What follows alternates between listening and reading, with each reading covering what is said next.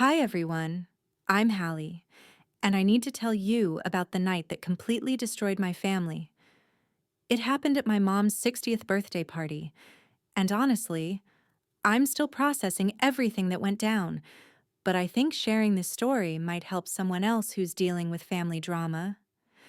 Because let me tell you, what happened to me was beyond anything I could have imagined. You know how every family has that one person who seems to have it all together? Well, in my family, that person was my older sister, Madison. 4 years older than me, Madison was literally everything I wasn't. She was the golden child, the one who could do no wrong, the one who made our parents beam with pride at every family gathering. Growing up, Madison was the captain of the debate team, valedictorian of her high school class, and she had this way of commanding attention wherever she went. She'd walk into a room, and suddenly everyone would gravitate toward her like she was some kind of magnetic force. Meanwhile, I was the quiet one, the one who preferred books to parties, the one who wore Madison's hand-me-downs because, well, why buy new clothes for the second child when the first one's cast-offs were perfectly fine? Don't get me wrong, I love my sister.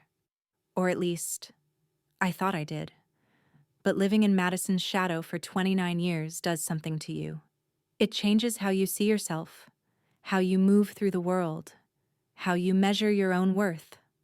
Madison went on to become this hotshot marketing executive in downtown Denver, pulling in a six-figure salary, married to this tech CEO named Ryan who treated her like a queen.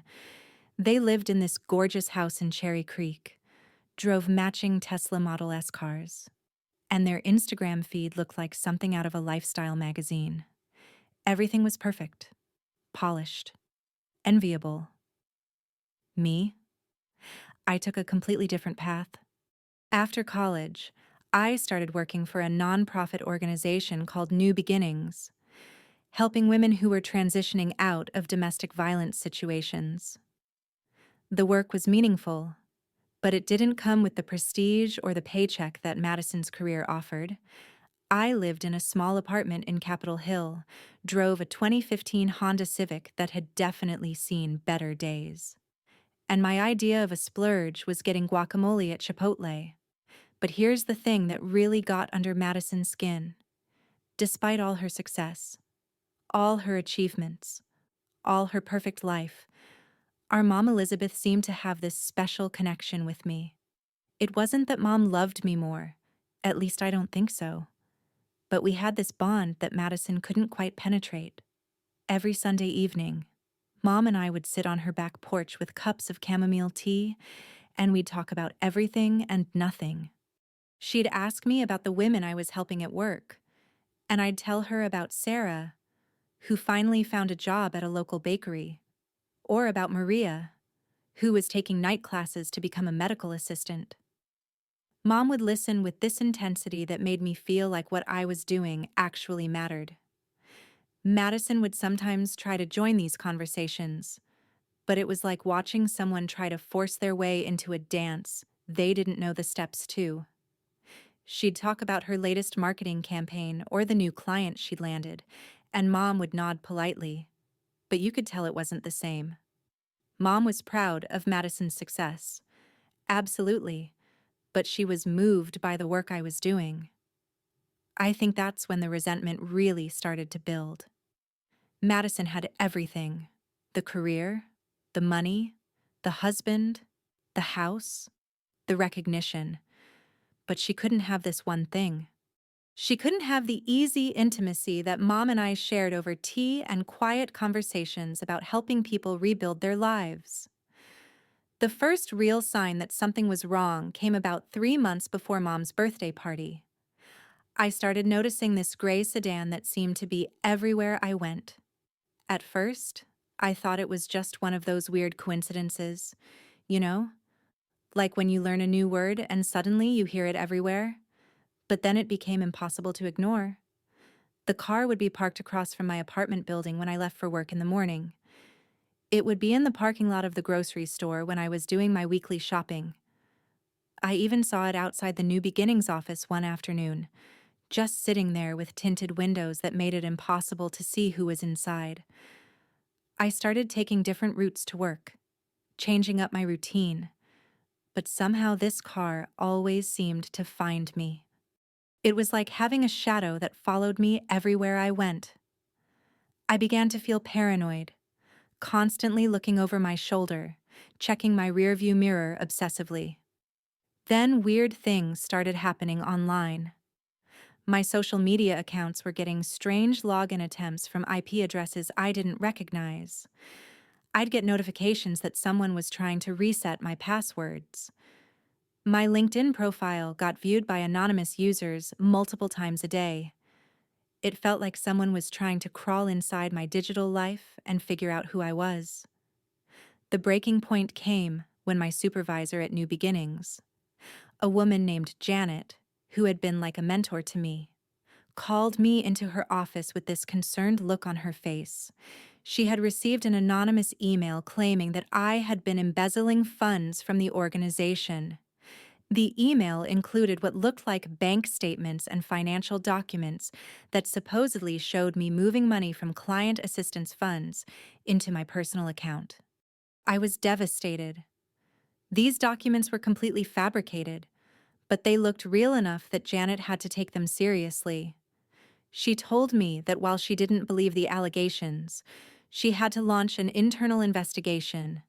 In the meantime, I was suspended with pay pending the outcome. I sat in my car in the New Beginnings parking lot after that meeting and just cried. Someone was trying to destroy my life, and I had no idea who or why. The work I did at New Beginnings wasn't just a job. It was my calling, my purpose, the thing that got me up every morning. The thought that someone would try to take that away from me felt like a physical blow. That's when I found the business card. It was tucked under my windshield wiper when I finally composed myself enough to drive home. Peak Investigations, it read, with a phone number and an address downtown. No name, no message, just the card. I knew I should probably call the police, but what would I tell them? That I was being followed by a gray car? That someone was trying to hack my social media? That I'd received a mysterious business card? It all sounded crazy, even to me. Instead, I called my best friend Natalie, who also happened to be a lawyer. Natalie and I had been roommates in college, and she was one of the few people who knew both Madison and me well enough to understand the complicated dynamics of our relationship. "Hallie," she said when I finished explaining everything that had been happening, "this sounds like you're being investigated by a private detective." "But why would anyone want to investigate me?" I asked. "I work for a nonprofit helping domestic violence survivors. I'm not exactly living a life of crime here." There was a pause on the other end of the line. "Hallie, I need to tell you something, and you're not going to like it." My heart started racing. "What do you mean?"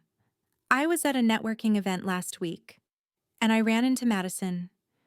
She was there with some colleagues, and she was talking about you, about how she was concerned about your relationship with your mother, about how she thought you might be taking advantage of Elizabeth financially." I felt like I'd been punched in the stomach. "She said what?" "She mentioned that she was looking into hiring someone to do a background check on you. She said she wanted to make sure you weren't manipulating your mother or trying to position yourself to inherit more than your fair share." The pieces started falling into place. The gray sedan, the social media hacking attempts, the fake embezzlement allegations, the business card from Peak Investigations. Madison had hired a private detective to investigate me. My own sister thought I was some kind of con artist who was scamming our mother. I spent the next week in a daze, trying to process what Natalie had told me. Every interaction I'd had with Madison over the past few months took on a different meaning. The way she'd asked probing questions about my finances, the way she'd seemed overly interested in how much time I was spending with Mom, The way she'd made little comments about how I should be more independent and not rely on family so much. Meanwhile, the investigation at New Beginnings was moving forward, and even though I knew I was innocent, the stress was eating me alive. My colleagues were looking at me differently. Some of the women I worked with, women who had trusted me with their most vulnerable moments, were starting to question whether I was really there to help them or if I had some other agenda. The worst part was that I couldn't even talk to Mom about what was happening. How do you tell your mother that one of her daughters has hired a private investigator to spy on the other daughter? How do you explain that your sister thinks you're a criminal without sounding like you're trying to turn Mom against her? So I suffered in silence, watching my life fall apart piece by piece while trying to maintain some semblance of normalcy. I kept going to work even though I was suspended, just to check on the women I'd been helping. I kept having Sunday evening tea with Mom, even though every conversation felt loaded with subtext I couldn't address. Madison, meanwhile, seemed to be thriving. She got a promotion at work. Ryan surprised her with a trip to Paris for their anniversary, and she was constantly posting about their perfect life on social media. It was like watching someone celebrate while your world burned down around you. The irony wasn't lost on me. Here I was, the sister who had dedicated her life to helping people, being investigated like a criminal. And there was Madison, who had always been motivated by success and status, positioned as the concerned family member, just trying to protect our mother. But what Madison didn't know, what none of them knew, was that I had been protecting this family in ways they couldn't imagine. 3 years ago, when Dad lost his job and they were facing foreclosure on the house, I had quietly used my entire savings account, $45,000 that I'd been saving for a down payment on a house of my own, to help them catch up on their mortgage payments. I never told anyone because I didn't want it to become a big family drama or make Dad feel worse about the situation. 2 years ago, when Mom had that scare with the chest pains and needed cardiac testing that wasn't fully covered by insurance, I had taken out a personal loan to cover the $8,000 in medical bills. Again, I never told anyone because I didn't want Mom to feel guilty about the cost of her health care. And just 6 months ago, when our family got scammed by one of those fake investment schemes that targeted seniors, and Mom and Dad lost $50,000 of their retirement savings, I had used my connections at New Beginnings to find them a lawyer who specialized in elder fraud cases. We were able to recover about half of the money, but it took months of legal work that I coordinated and partially funded. I had also been quietly building something that I hoped would honor our mother's legacy. Using a portion of my modest salary each month, I had been contributing to a fund that I planned to establish called the Elizabeth Martinez Empowerment Fund. The goal was to provide microgrants to women who were transitioning out of domestic violence situations, money they could use for security deposits on apartments, work clothes for new jobs, or childcare while they attended job training programs. Over the past 2 years, I had managed to help 23 women get back on their feet. Women like Jessica, who used the grant money to get her real estate license and now owns her own brokerage. Women like Carmen, who was able to afford the uniform and equipment she needed to start working as a medical assistant. Women like Denise, who used the money to pay for her daughter's school supplies and clothes when they moved into their own apartment for the first time in years. But I had never talked about any of this with my family, partly because I didn't want to make it seem like I was trying to show off or compete with Madison's success, partly because I believed that good deeds should be done quietly, without fanfare or recognition, and partly because I was afraid that if I started talking about money and contributions and helping the family financially, it would change the dynamic of our relationships. I wanted Mom to love me for who I was, not for what I could do for her financially. I wanted our Sunday evening conversations to be about connection and understanding, not about debt and obligation. I wanted to be seen as Hallie the daughter, not Hallie the benefactor. But as Mom's 60th birthday party approached, I was starting to realize that my silence might have been a mistake. Madison clearly had some kind of narrative in her head about who I was and what my motivations were. And if I didn't speak up soon, that narrative was going to destroy everything I'd worked to build. The party was planned for a Saturday evening at this beautiful restaurant on Cherry Creek Reservoir. Madison had organized the whole thing, of course, and it was going to be perfect. She'd invited about 30 of Mom's closest friends and family members, arranged for professional photography, and even hired a small jazz ensemble to play Mom's favorite songs. I had offered to help with the planning, but Madison had brushed me off, saying she had it handled. Looking back, I think she was already planning to use the party as the stage for whatever she was going to do with the information her private investigator had gathered. The morning of the party, I woke up with this sense of dread that I couldn't shake. I had bought Mom a gift that I was really excited about, a vintage charm bracelet that I'd found at an estate sale, with charms that represented all the different phases of her life. There was a tiny stethoscope for her years as a nurse, a small house for the home she'd created for our family, and a heart engraved with the words, "World's Best Mom." But as I got ready for the party, putting on the one nice dress I owned and the pearl earrings that had been Mom's gift to me when I graduated college, I couldn't shake the feeling that something terrible was about to happen. I had no idea how terrible it would actually be. But let me back up a bit, because I think you need to understand just how deep this family dysfunction really went. See, what I haven't told you yet is that Madison's jealousy didn't start with my relationship with Mom. It started way earlier, and it was way more calculated than I ever realized.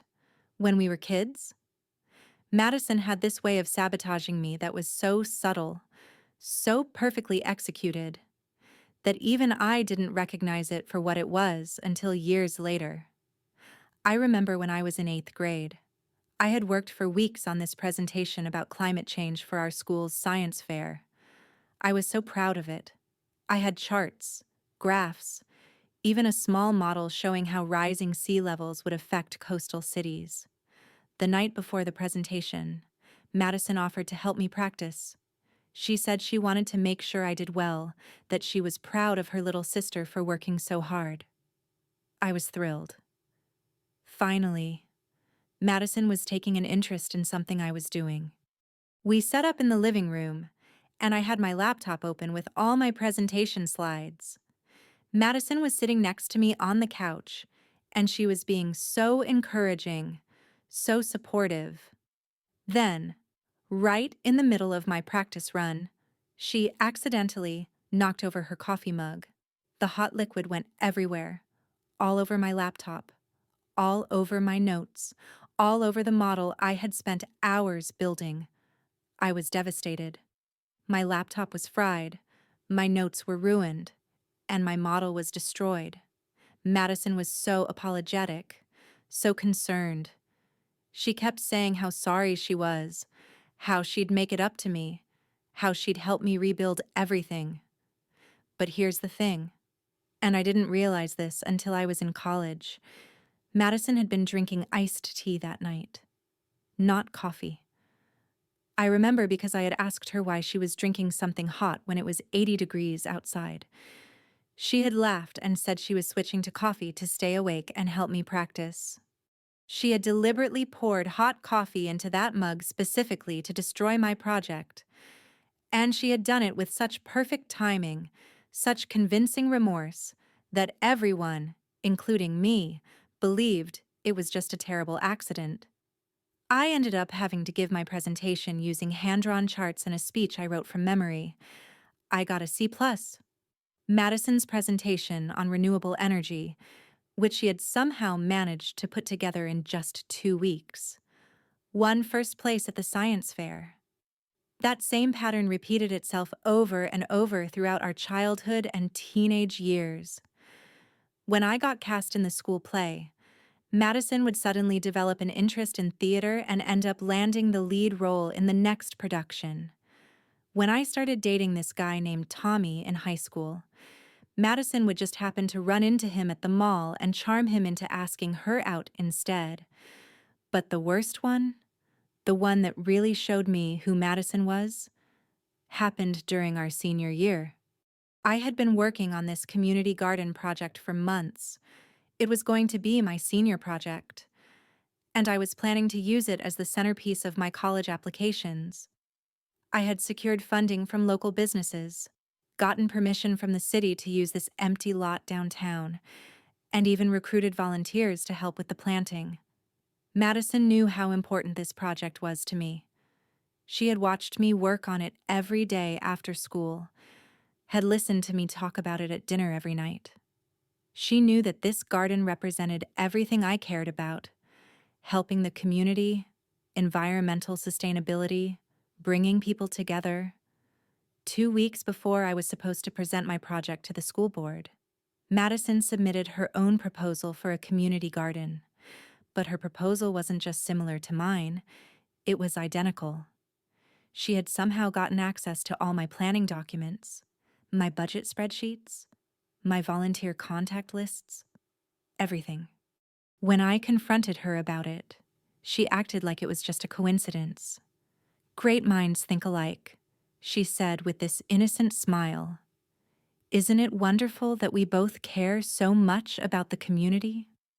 The school board ended up approving Madison's proposal instead of mine, because her presentation was more polished, more professional. She had hired a graphic designer to create these beautiful visual aids, while I was still working with poster board and markers. I watched Madison get interviewed by the local newspaper about her community garden project. I watched her accept a commendation from the mayor for her civic-mindedness. I watched her use that project to get a full scholarship to the University of Colorado. And through it all, she never once acknowledged that the idea had been mine. She had stolen my dream, my work, my future. And she had done it so smoothly that everyone thought she was this amazing, innovative young woman who was going to change the world. That's when I started to understand that Madison wasn't just competitive, she was ruthless. She would do whatever it took to win, even if it meant destroying her own sister in the process. So when I found out that she had hired a private investigator to spy on me, it wasn't really a surprise. It was just the latest evolution of the same pattern that had been playing out our entire lives. Madison couldn't stand that I had something she didn't: Mom's attention and affection. So she was going to find a way to take it away from me? But what she didn't realize was that I had been documenting everything. Every time I helped our parents financially, every woman I had helped through the Empowerment Fund, every good deed I had done quietly and without recognition, I had kept records of all of it. Not because I was planning to use it against Madison, but because I was careful. Working in nonprofit, you learn to document everything, to keep receipts, to maintain clear records of where money comes from and where it goes. It's just good practice. So when Madison was busy hiring private investigators to dig up dirt on me, I had 3 years' worth of bank statements, canceled checks, and thank you letters from women whose lives had been changed by the fund I had created in Mom's honor. I had documentation showing that I had loaned our parents $45,000 to save their house, and that I had never asked for a penny of it back. I had medical bills showing that I had paid for Mom's cardiac testing. I had legal documents showing that I had helped recover half of the money our parents had lost to that investment scam. But I also had something else, something that Madison didn't know about, something that was going to change everything. 3 years ago, I had been offered an incredible opportunity. The International Women's Development Foundation had offered me a full scholarship to study at the London School of Economics. It was a 2-year program that would have led to a PhD in international development, and they were offering me a full ride Tuition, living expenses, everything. It was the opportunity of a lifetime. I would have been studying under some of the world's leading experts in poverty alleviation and women's empowerment. I would have had access to resources and networks that could have transformed my career and my ability to help people. But I turned it down. I never even told anyone about it. I turned it down because Dad had just lost his job, and Mom was dealing with her health issues, and I couldn't bear the thought of being an ocean away when my family needed me. I turned it down because I knew that if I left, there would be no one to have those Sunday evening conversations with Mom, no one to notice when Dad was struggling with depression about his unemployment, no one to help hold this family together during one of the hardest periods of our lives. I had the acceptance letter in my apartment, along with all the correspondence about the scholarship. I had kept it as a reminder of the choice I had made, the sacrifice I had made for my family, a family that now included a sister who thought I was a criminal. As I sat in my apartment the night before Mom's birthday party, looking at all these documents spread across my kitchen table, I realized that I had a choice to make. I could continue to suffer in silence, let Madison destroy my reputation and my relationship with our family, and hope that somehow the truth would come out on its own, or I could fight back. I decided to fight back. I carefully organized all the documents into a folder: the bank statements, the medical bills, the legal documents, the thank you letters from the women I had helped, and yes, the acceptance letter from the London School of Economics. I wasn't planning to ambush Madison at Mom's party. I wasn't planning to make a scene or embarrass anyone. I was just going to be prepared. If Madison wanted to play games, if she wanted to try to destroy me in front of our family, then I was going to make sure I had the ammunition to defend myself. Because one thing I had learned from working with domestic violence survivors was that sometimes the only way to stop a bully is to stand up to them. Sometimes you have to be willing to fight for yourself, even when that fight is going to be messy and painful and change everything forever. I just hoped I was strong enough to do what needed to be done. The next morning, I woke up with that same sense of dread, but now it was mixed with something else: determination. I was tired of being the victim in Madison's story. I was tired of being the quiet, accommodating sister who just took whatever Madison dished out. It was time for the real story to come out. As I got dressed for the party, I looked at myself in the mirror and saw something I hadn't seen in years: strength. I was about to walk into what I knew would be a battlefield. But for the first time in my life, I was ready to fight. Madison had no idea what was coming. The Cherry Creek Reservoir restaurant was absolutely stunning that evening. Madison had really outdone herself with the venue selection. Floor-to-ceiling windows overlooked the water, and the setting sun was painting everything in these gorgeous golden hues: white tablecloths, fresh flowers on every table, and that jazz ensemble she'd hired was playing softly in the background. It looked like something out of a magazine. I arrived about 20 minutes before the party was supposed to start. Carrying Mom's gift and that folder of documents, I figured I'd get there early, help with any last-minute setup, and maybe have a few quiet moments with Mom before the chaos began. But when I walked in, I could immediately tell something was off. Madison was standing near the entrance with this man I'd never seen before. Tall, probably in his 50s, wearing an expensive-looking navy suit. They were having what looked like an intense conversation. And when Madison saw me, her face lit up with this smile that didn't reach her eyes. "Hallie," she called out, practically bouncing over to me. "You look nice." I was wearing the same black dress I'd worn to every family event for the past 3 years, but I didn't bother pointing that out. "Thanks. Madison, the place looks beautiful. You really went all out." "Well, Mom deserves the best," she said, and there was something in her tone that made my skin crawl. "Oh, I want you to meet someone. This is Edward Spencer from Peak Investigations." My blood went cold. Edward Spencer extended his hand with a professional smile, but I couldn't bring myself to shake it. This was the man who had been following me for weeks, digging through my life, trying to find dirt on me. "Ms. Martinez," he said smoothly. "I've heard so much about you. I'll bet you have," I thought, but I just nodded politely. "Excuse me, I should go find Mom." I walked away from them, my hands shaking slightly as I made my way through the restaurant. Other family members and friends were starting to arrive. My dad Charles was at the bar looking uncomfortable in his dress shirt and tie. My brother Patrick was chatting with some of Mom's friends from her nursing days. And there was Mom, looking absolutely radiant in a royal blue dress that brought out her eyes. "There's my baby girl," Mom said, pulling me into one of her famous hugs. "You look beautiful, sweetheart." "Happy birthday, Mom," I said, handing her the wrapped gift. "I hope you like it."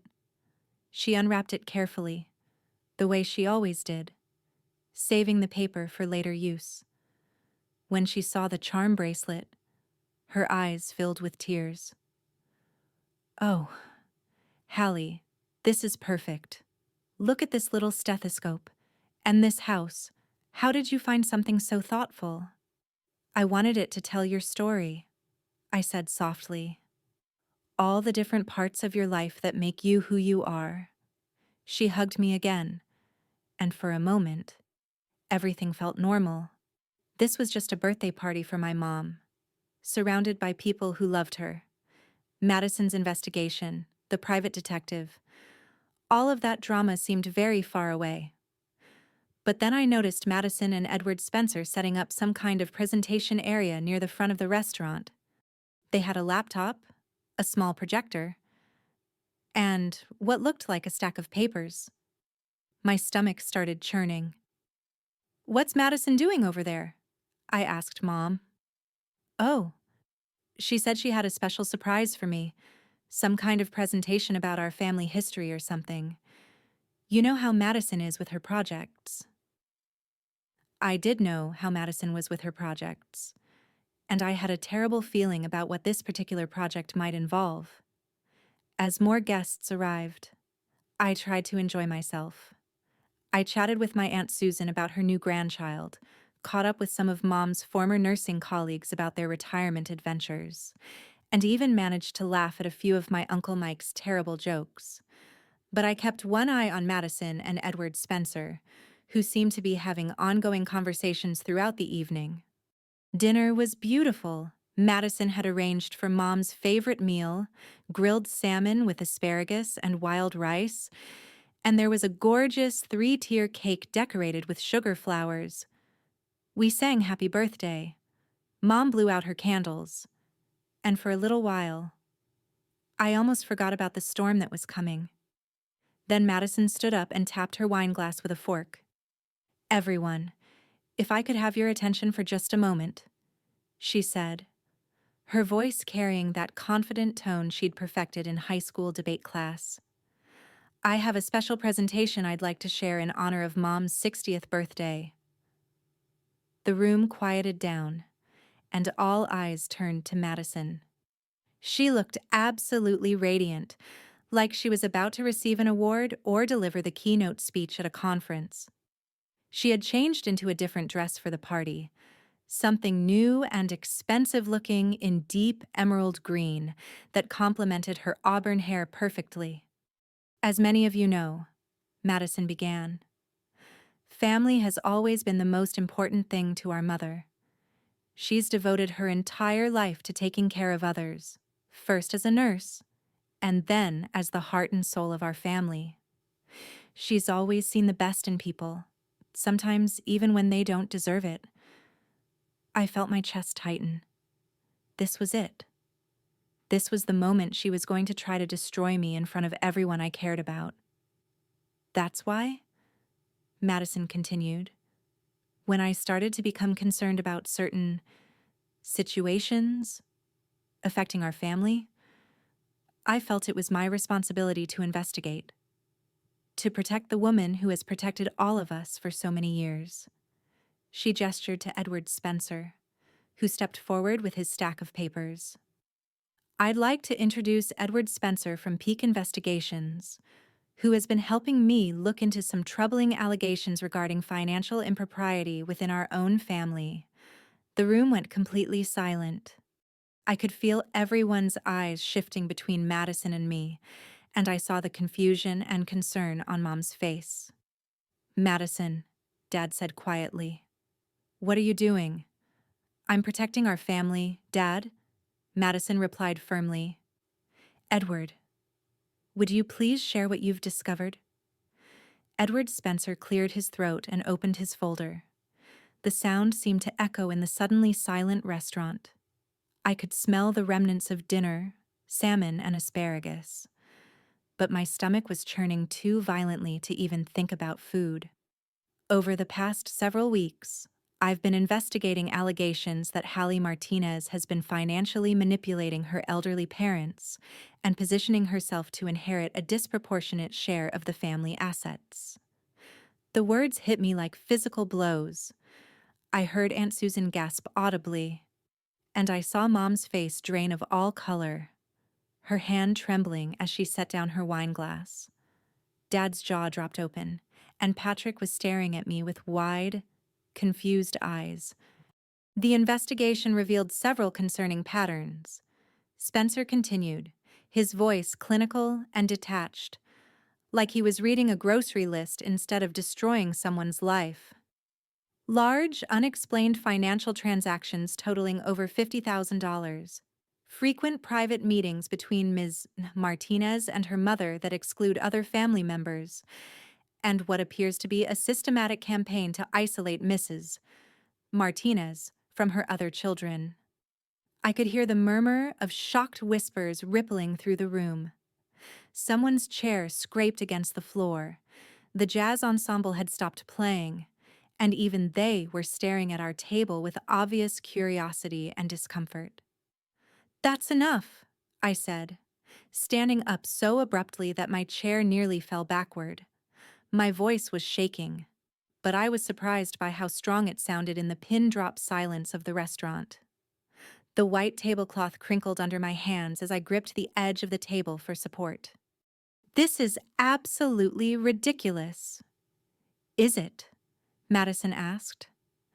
And there was something almost gleeful in her expression, like a cat playing with a wounded bird.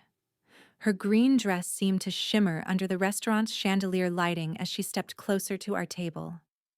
"Edward, please tell them about the embezzlement allegations at her workplace. Ms. Martinez is currently under investigation at her place of employment for allegedly misappropriating funds intended for domestic violence survivors," Spencer said, consulting his notes with practiced efficiency.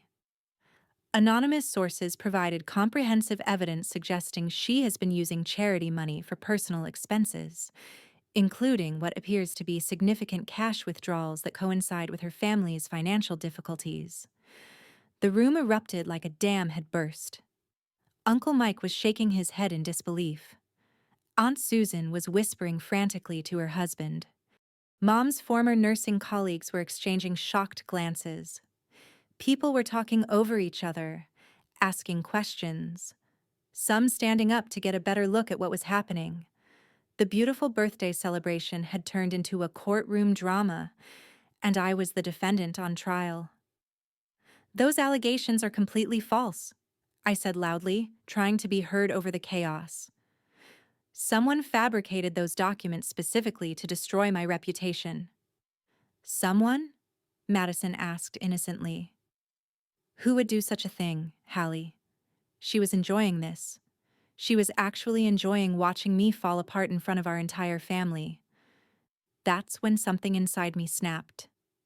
I had spent my entire life being Madison's victim, letting her steal my ideas, sabotage my projects, and manipulate situations to her advantage. but I wasn't going to let her destroy my relationship with my family based on lies. I walked over to the table where I had left my purse, my heels clicking against the hardwood floor in the suddenly quiet restaurant. Every eye in the room was following my movement. I could feel the weight of their stares, the curiosity, the judgment, the confusion. My hands were steady now, steadier than they had been all evening. "You want to talk about financial impropriety, Madison?" I said, my voice carrying clearly across the now silent restaurant. The acoustics were perfect. Madison had chosen well when she'd picked this venue for her ambush. "Let's talk about it. Let's talk about the real financial situation in this family." I opened the folder and pulled out the first document, a bank statement from 3 years ago. The paper felt crisp between my fingers, and I held it up so everyone could see the official bank letterhead. "This is a record of a $45,000 withdrawal from my personal savings account on September 15th, 2022, I announced to the room, my voice clear and strong. The money went directly to First National Bank to cover 3 months of missed mortgage payments and prevent foreclosure on Mom and Dad's house when Dad lost his job at the manufacturing plant.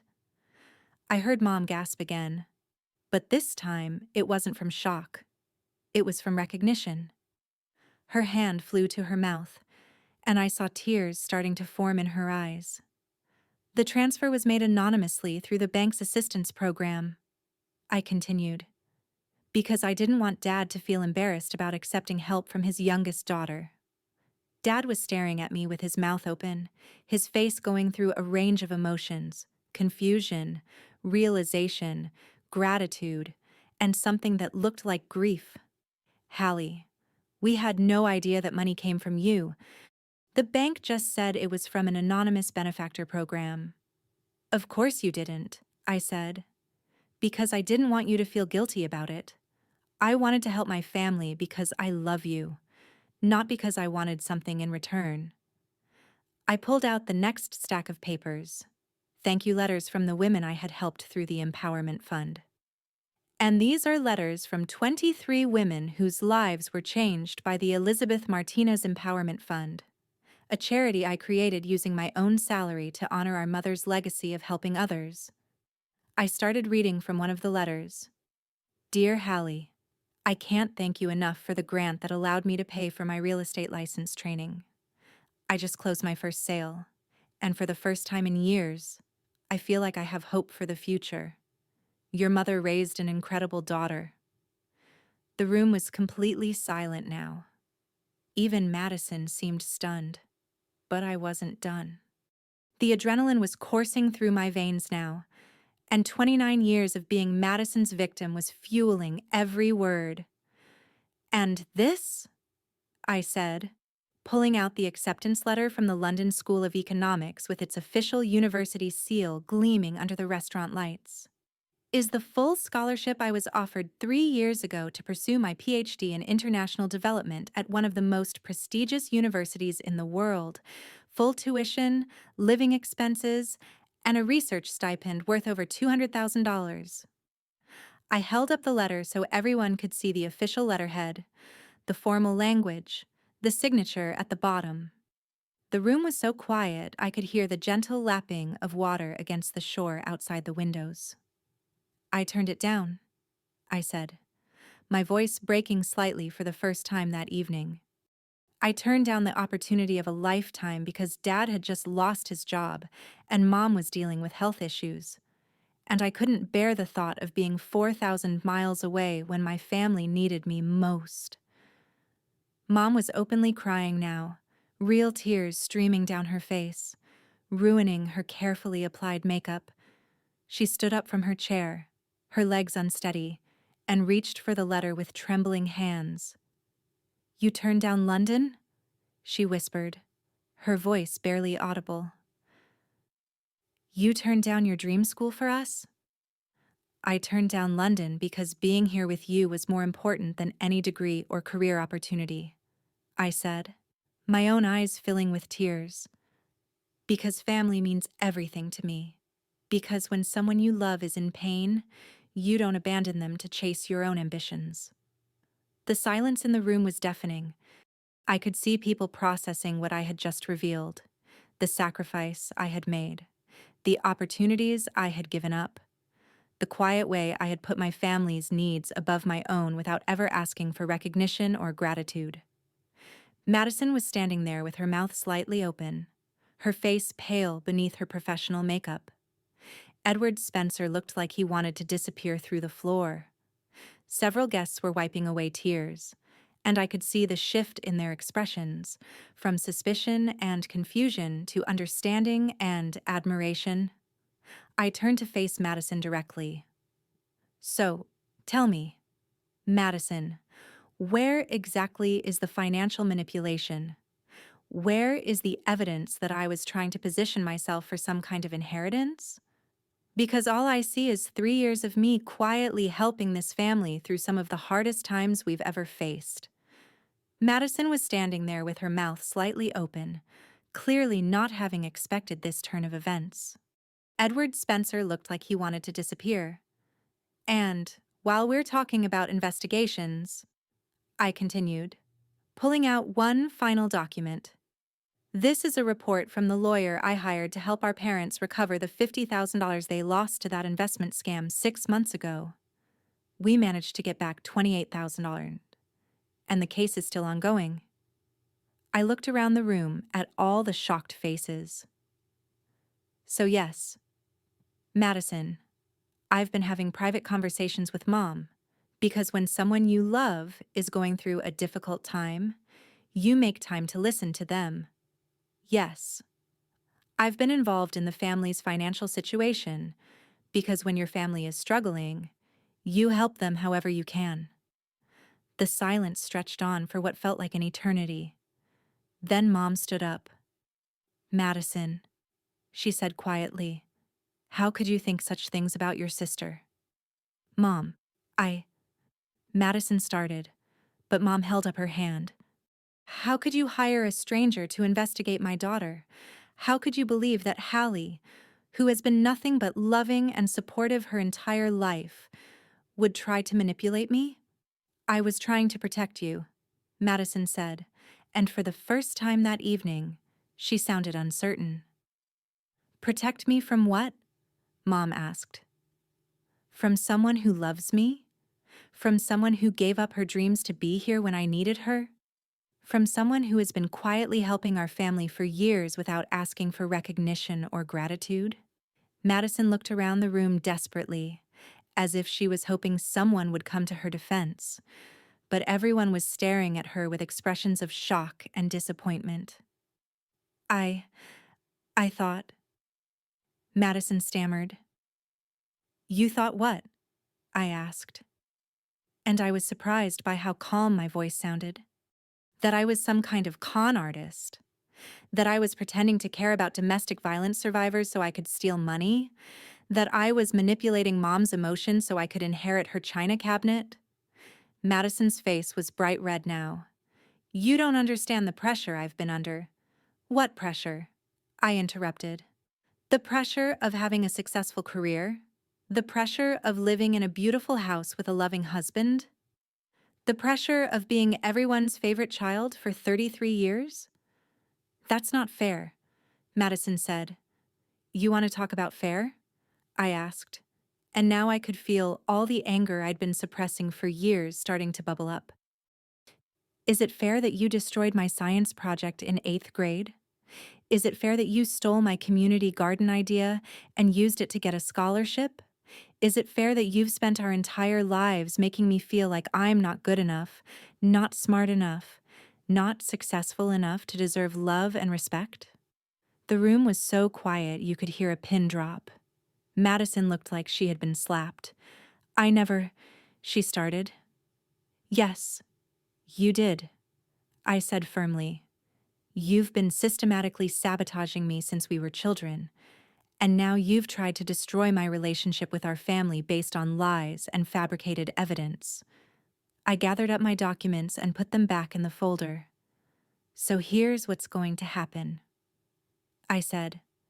You're going to apologize to Mom for ruining her birthday party with this ridiculous charade.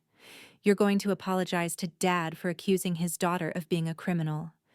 You're going to apologize to everyone in this room for wasting their time with your paranoid delusions. I paused and looked directly into Madison's eyes. And then you're going to figure out why you're so threatened by the idea that people might love me just as much as they love you.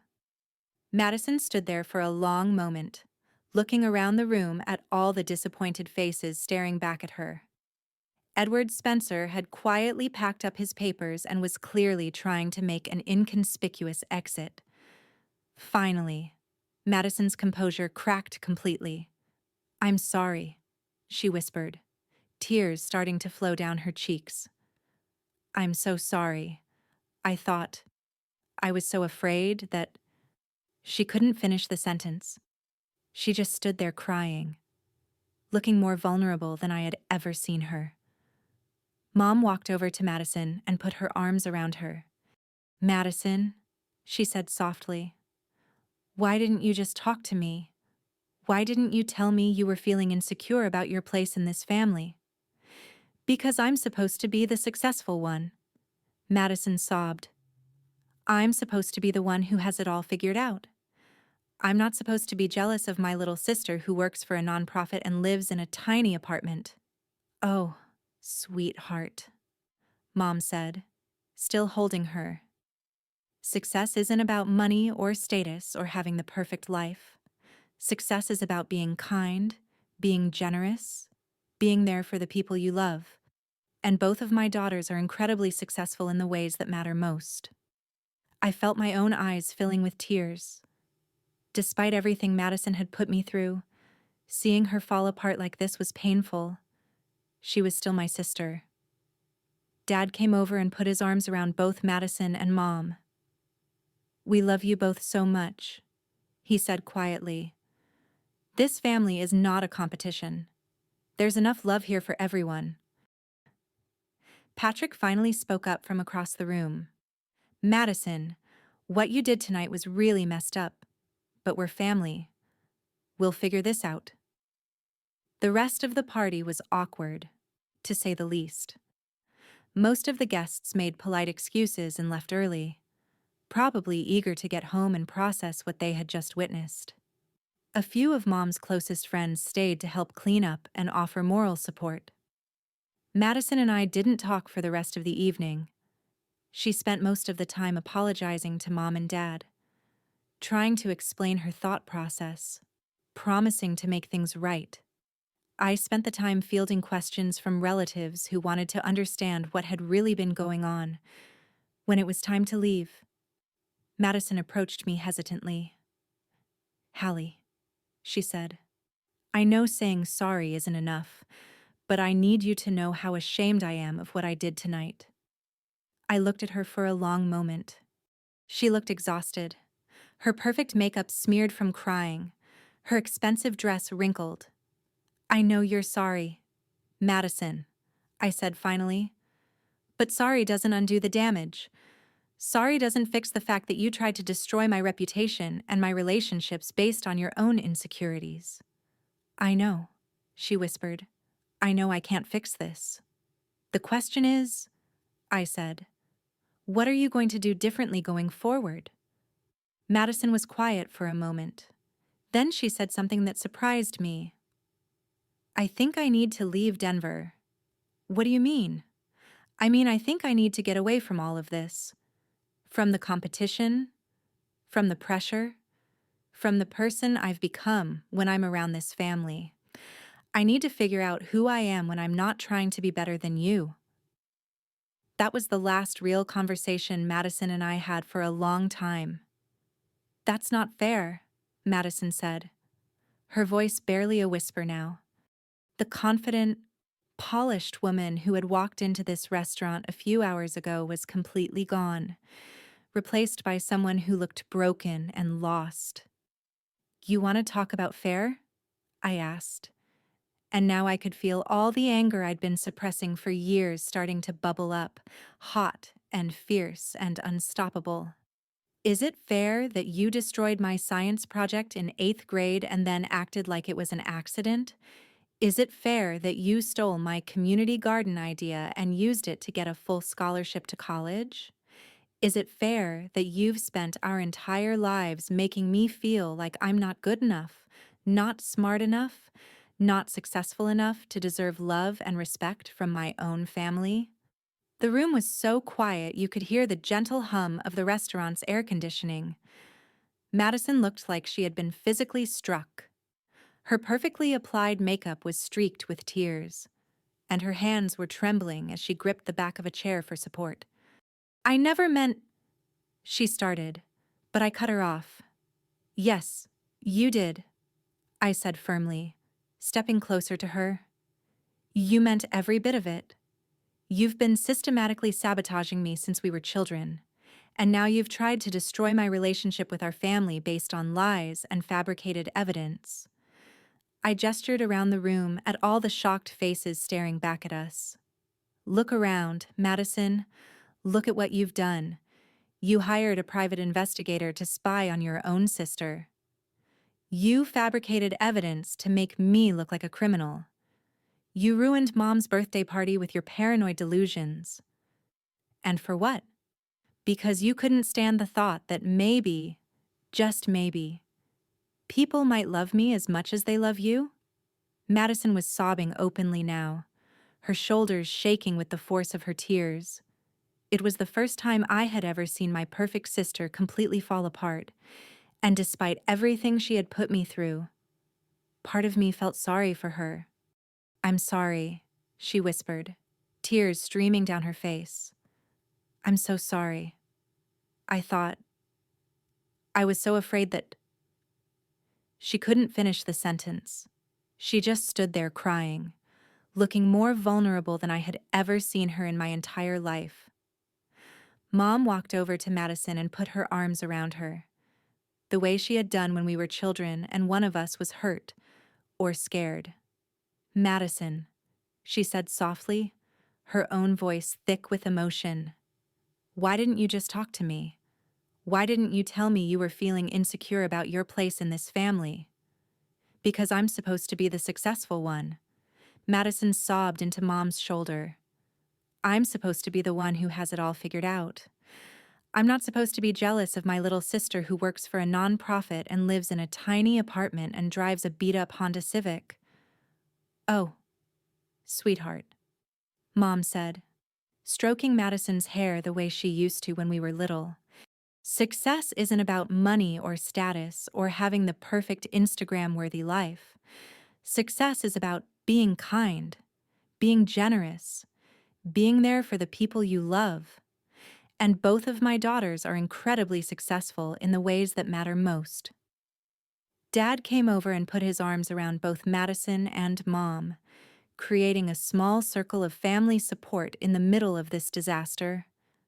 We love you both so much, he said quietly, his voice rough with emotion. This family is not a competition. There's enough love here for everyone. There always has been. Patrick finally spoke up from across the room, where he had been standing in stunned silence for most of the evening. Madison, what you did tonight was really messed up. But we're family. We'll figure this out. We always do. The rest of the evening was awkward, to say the least. Most of the guests made polite excuses and left early, probably eager to get home and process what they had just witnessed. I couldn't blame them. Family drama of this magnitude wasn't exactly what they had signed up for when they accepted an invitation to a birthday party. A few of Mom's closest friends stayed to help clean up and offer moral support. Aunt Susan kept shooting worried glances between Madison and me, clearly not sure how to navigate this new family dynamic. Uncle Mike was uncharacteristically quiet, probably still processing the fact that his perfect niece had hired a private investigator to spy on his other niece. Edward Spencer had disappeared at some point during the confrontation, probably realizing that his services were no longer needed, and that he definitely didn't want to be part of whatever family reconciliation or explosion was about to happen. Madison and I didn't talk for the rest of the evening.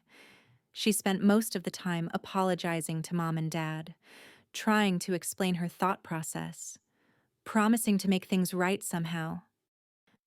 I spent the time fielding questions from relatives who wanted to understand what had really been going on and reassuring them that, yes, the investigation at work would clear my name.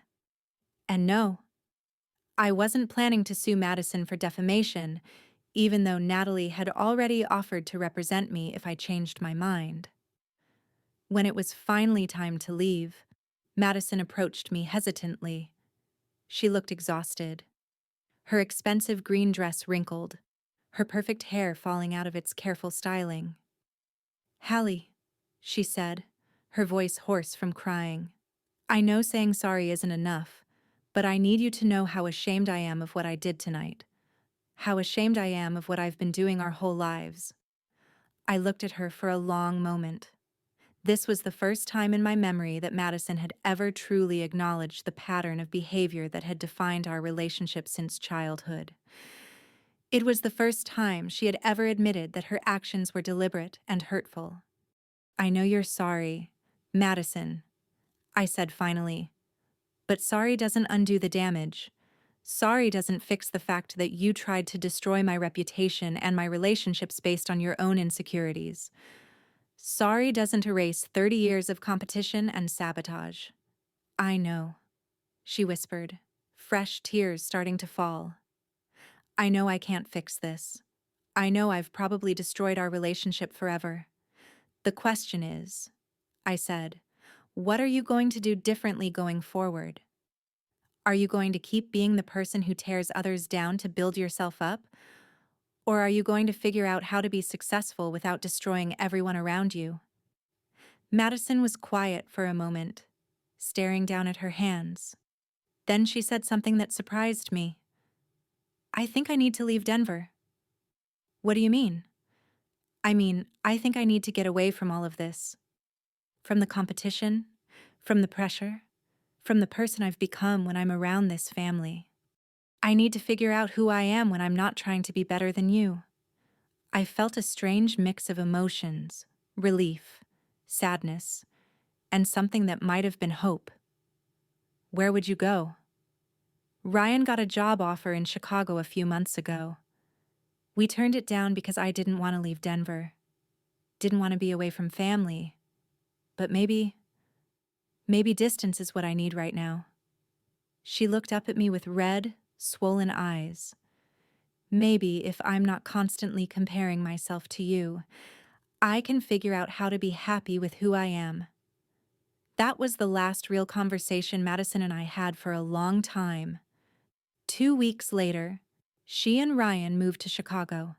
She took a position with a marketing firm there, and from what I heard through family channels, she was doing well professionally, but she had virtually disappeared from our family's day-to-day life. At first, she would call Mom once a week, always brief conversations that seemed to focus on work and weather rather than anything personal. She sent obligatory texts on birthdays and holidays, but they felt formal and distant. It was like she had erected this wall between herself and the rest of us, and she wasn't ready to let anyone through it.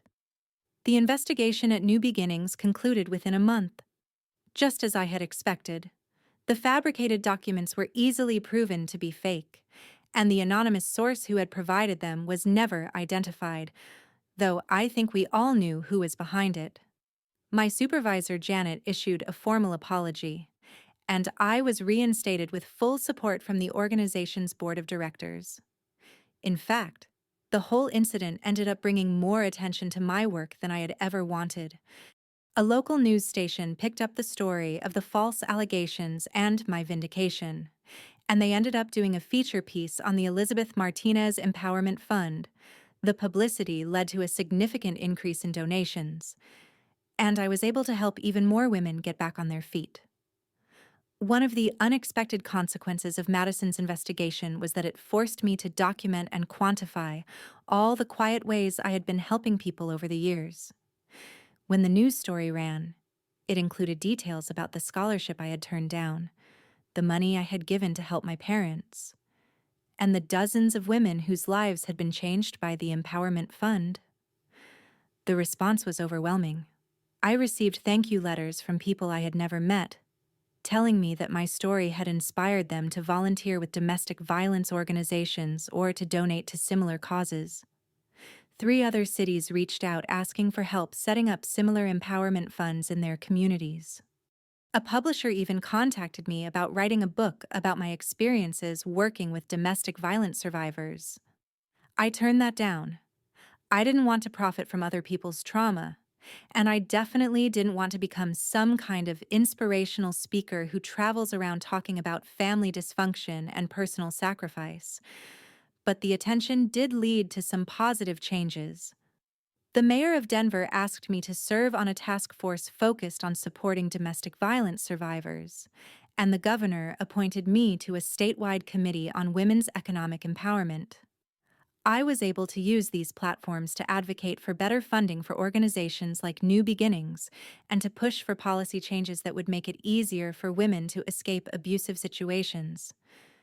Mom and I grew even closer after Madison left. Our Sunday evening tea talks became Sunday brunch, and we started doing volunteer work together at a local homeless shelter. She began telling people about my work with pride rather than just polite interest, and I realized how much her approval had always meant to me. Dad struggled more with Madison's absence. He had always been proud of both his daughters, but Madison's success had been easier for him to understand and brag about to his friends. Having a daughter who was a marketing executive with a big house and a successful husband fit his idea of parental success. Having a daughter who worked with domestic violence survivors and had turned down prestigious opportunities to help family was harder for him to explain, even though he was equally proud of me. But over time, Dad started coming to some of the events I organized for the Empowerment Fund. He would help set up chairs for workshops or load donations into my car, and I could see him beginning to understand the impact of the work I was doing. One evening, after a particularly successful fundraising event, he told me that he was proud of the woman I had become, and that he was sorry it had taken him so long to really see and appreciate what I was doing. Patrick tried to stay neutral throughout all of this, which I understood but found frustrating. He would mention Madison in conversations like she had just moved to a different neighborhood, rather than essentially cutting herself off from the family. He would share updates about her job or her new apartment in Chicago, but he would never talk about the elephant in the room, the fact that she had tried to destroy my life based on jealousy and paranoia. I think Patrick was hoping that if he just acted like everything was normal, eventually Madison would come back and we could all pretend that the birthday party disaster had never happened. But some things can't be ignored or swept under the rug, and this was one of them. About 6 months after Madison moved to Chicago, Mom was diagnosed with breast cancer. It was caught early, and her prognosis was excellent, but she was going to need surgery and chemotherapy. When Dad called to tell Madison about the diagnosis, she immediately said she would come home to help with Mom's care. I had mixed feelings about Madison coming back, even temporarily. Part of me was angry that it took a cancer diagnosis to bring her home. Part of me was worried that her presence would create more stress for Mom at a time when she needed to focus on healing, but part of me missed my sister, despite everything that had happened between us. Madison arrived 2 days before Mom's surgery, and the dynamic in our family immediately shifted. She was different, quieter, less confident, more hesitant in her interactions with all of us. She had lost weight, and there were dark circles under her eyes that suggested she hadn't been sleeping well. She stayed in her old bedroom at Mom and Dad's house, and for the first few days, she was almost invisible. She would make breakfast for Mom, drive her to doctor's appointments, and help with household tasks, but she would disappear whenever I came around. It was like she was trying to be helpful without having to actually interact with me. The tension was exhausting for everyone, especially Mom, who was already dealing with the stress of her diagnosis and upcoming treatment.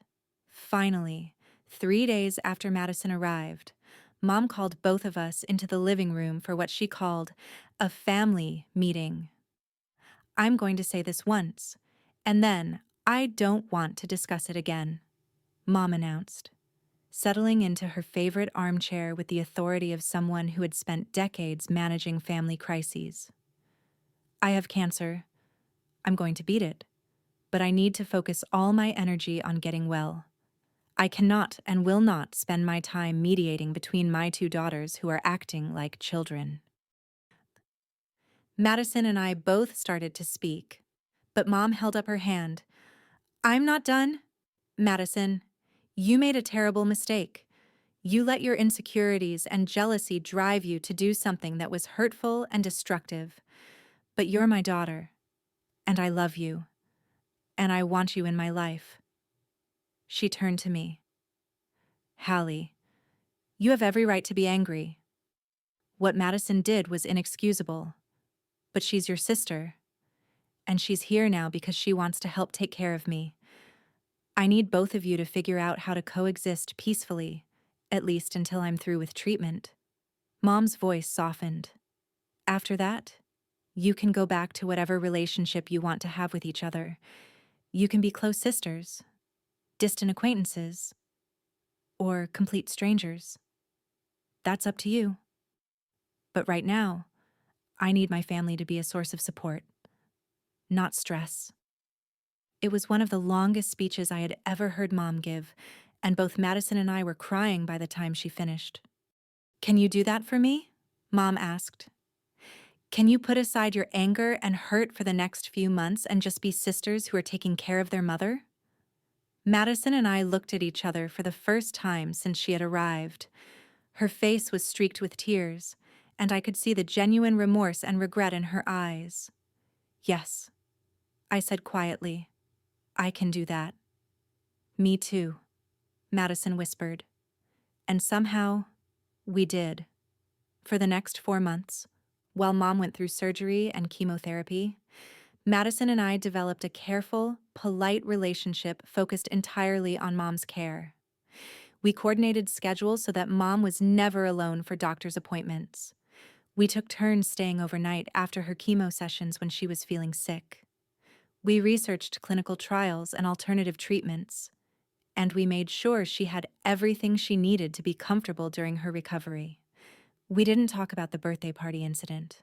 We didn't talk about our childhood conflicts. We didn't talk about the private investigator or the fabricated evidence or the years of sabotage and competition.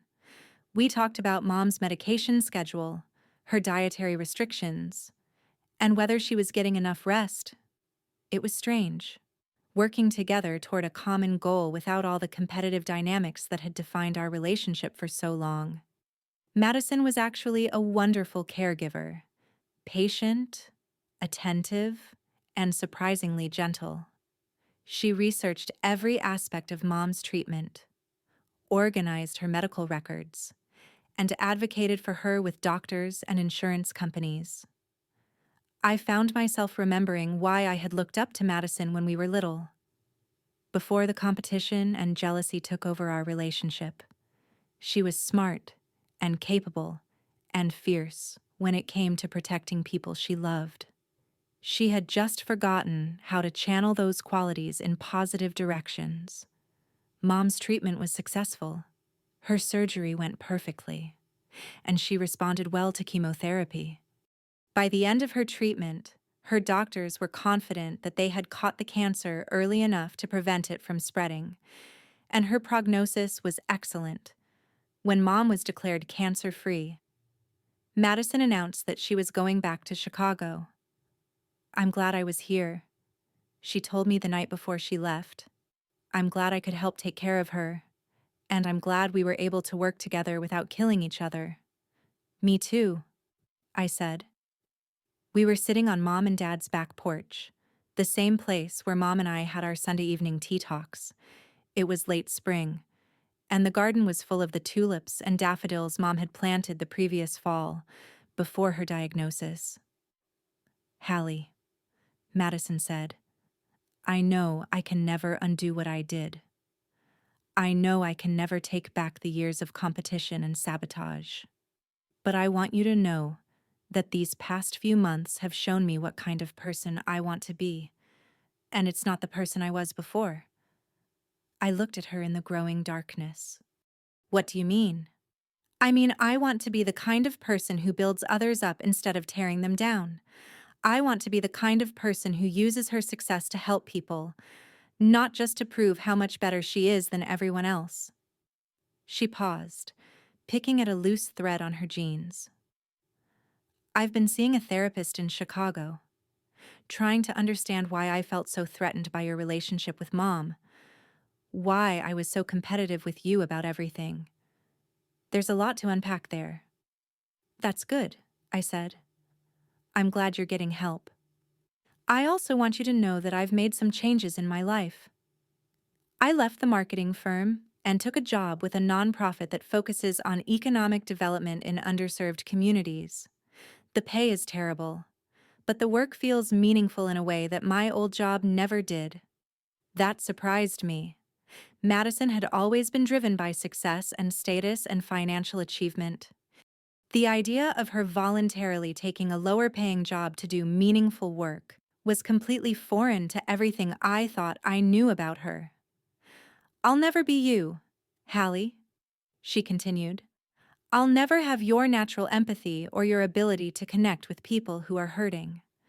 But I'm trying to figure out how to use my skills and resources to make a positive difference in the world. We sat in silence for a while, listening to the sound of crickets and the distant hum of traffic on the highway. Do you think we can ever be real sisters again? Madison asked finally. I thought about that question for a long time. Part of me wanted to say yes, wanted to believe that we could put the past behind us and build a healthy relationship based on mutual respect and support. Part of me was still too hurt and angry to imagine forgiving her completely. I don't know, I said honestly. I think we can be something. I don't think we'll ever be best friends, but maybe we can be sisters who care about each other and support each other from a distance. Madison nodded. That's more than I deserve. Maybe, I said. But it's also what Mom would want. Madison went back to Chicago the next day. Over the next year, she kept her promise to maintain a relationship with our family. She called Mom every week, and the conversations gradually became longer and more personal. She remembered birthdays and holidays, and she even started sending care packages with coffee and treats from Chicago. She sent me a card on the first anniversary of the birthday party disaster.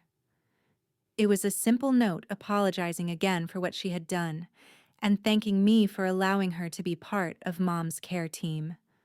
She also included a check for $5,000 made out to the Elizabeth Martinez Empowerment Fund. I don't know if Madison and I will ever be truly close again. Too much has happened, and too much trust has been broken. But we've found a way to coexist peacefully, and maybe that's enough.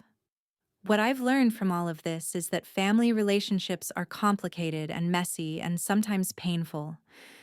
People you love can hurt you in ways you never imagined.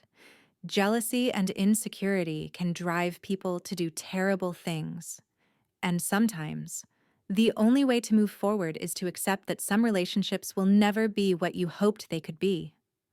But I've also learned that forgiveness doesn't mean forgetting or pretending that hurtful things never happened. It means choosing to let go of anger so that it doesn't poison your own life. It means being open to the possibility that people can change, even when their past behavior suggests otherwise. Madison and I will probably never be the close sisters that Mom always hoped we would be.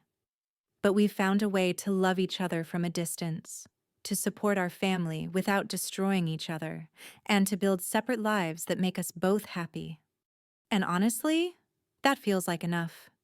Today, 3 years after that birthday party disaster, I'm still working at New Beginnings. The Elizabeth Martinez Empowerment Fund has helped over 200 women transition out of domestic violence situations and build independent lives. I'm dating someone wonderful, a social worker named Marcus, who understands my work and supports my mission. We're talking about getting married next year and maybe starting a family of our own. Madison is still in Chicago, still working for the nonprofit. And from what I hear, she's doing well. She's been promoted twice, and she's leading a program that provides microloans to women starting small businesses in low-income neighborhoods. She's also been dating someone for about a year, a teacher named David who seems to make her happy. Mom is healthy and cancer-free, and she volunteers with me at the homeless shelter every Tuesday. Dad has started bragging about both his daughters equally, which is something I never thought I'd see. And me? I'm finally comfortable with who I am and the choices I've made. I don't regret turning down the London scholarship because it led me to the work I was meant to do. I don't regret the money I spent helping my family because that's what love looks like in action. And I don't even regret the birthday party confrontation because it forced all of us to be honest about our relationships and our priorities. Sometimes the truth is painful, but it's also liberating.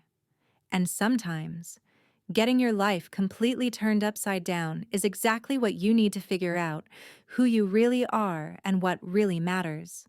If you're dealing with family drama, sibling rivalry, or relationships that feel toxic and competitive, I want you to know that you're not alone. These dynamics are more common than you might think, and there's no shame in struggling with them. But I also want you to know that you have choices. You can choose to speak up for yourself when you're being treated unfairly. You can choose to set boundaries with people who hurt you, even when those people are family. You can choose to prioritize your own mental health and well-being, even when that disappoints others.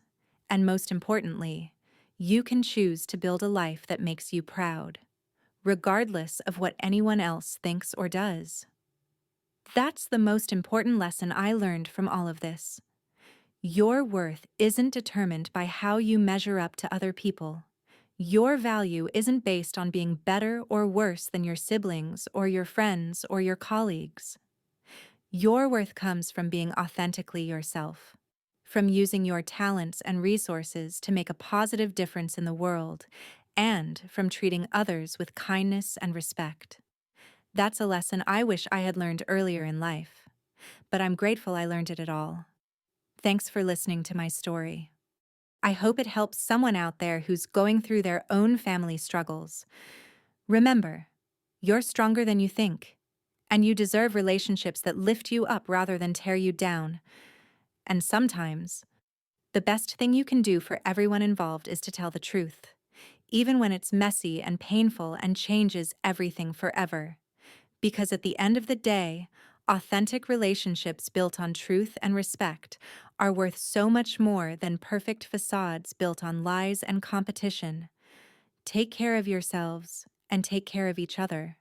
That's what really matters.